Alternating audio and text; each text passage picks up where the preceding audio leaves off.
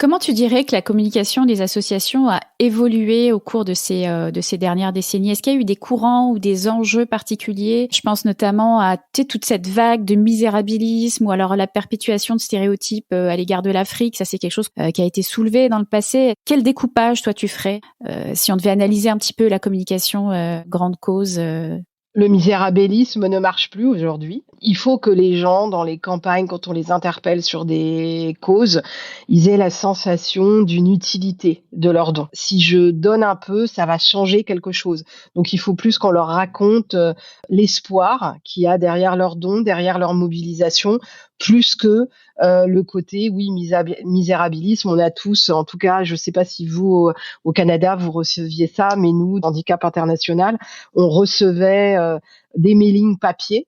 Alors, il y a aussi une époque où on a été inondé de mailing papier. Ça, c'est un petit peu fini. Et on recevait un mailing papier et tu ouvrais une feuille et tu avais des boîtes d'allumettes qui te représentaient un petit peu les béquilles des gens qui n'ont plus pour marcher, des gens qui n'ont plus de jambes, etc. Ça, c'est quelque chose qui marche absolument plus. Aujourd'hui, on peut être dans l'humour, on peut être dans l'émotion, mais jamais dans le misérabilisme. On sait aujourd'hui, nous, publicitaires, que c'est des recettes qui ne marchent absolument pas et qui n'embarquent pas les gens. Il y a aussi quelque chose de nouveau, c'est qu'aujourd'hui, on embarque un peu plus, il y a le digital et l'influence.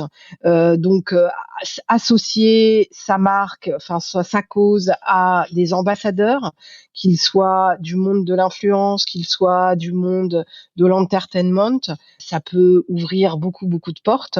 Et puis, j'ai envie de dire que les stunts très militantistes à la Greenpeace, à la ACT UP, ça fait peur aujourd'hui. Ça peut faire peur à des mécènes, ça peut faire d'associer leur image, en tout cas à des gens qui tapent trop fort, qui cassent un peu, qui interpellent très fortement les politiques.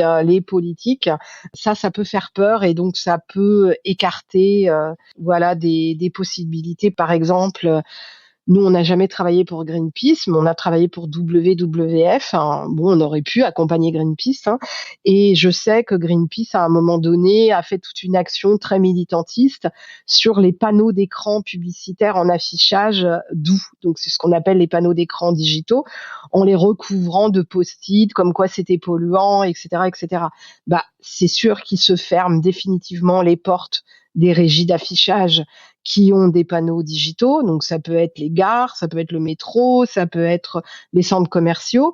Or, c'est dommage parce qu'il y a certaines régies qui offrent une fois par an un peu d'espace pub gratuitement à des causes qui rentrent dans leur politique RSE. Donc, pourquoi se fermer les portes ? Bah oui, il y a eu des évolutions sur le misérabilisme, sur toute l'époque des concerts, des personnalités qui faisaient des disques, etc. Ensuite, il y a eu le côté militantiste très très fort, qui revient un petit peu parfois, selon certains sujets. Sur certaines choses qui concernent le climat, il y a des gens qui se collent les pieds qui font un peu des actions de manifestation silencieuses et ils se collent les pieds et les mains sur le bitume pour que les flics ne puissent pas les dégager en fait et que du coup ils bloquent la circulation, donc ça fait du bruit. C'est quand même assez violent de faire des choses comme ça, donc ça existe encore, mais je pense que c'est plus des cris parce qu'ils savent plus comment faire pour se faire entendre.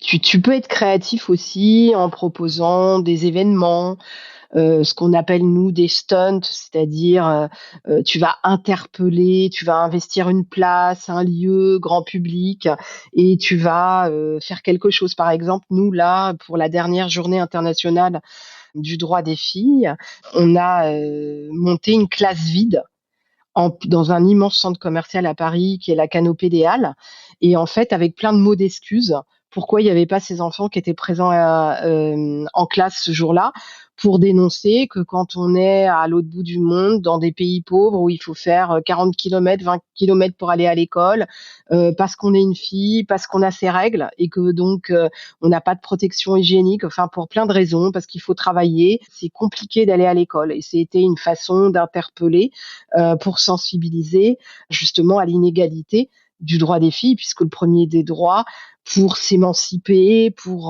c'est l'éducation. et c'est pas donné aujourd'hui à tout le monde, partout dans le monde.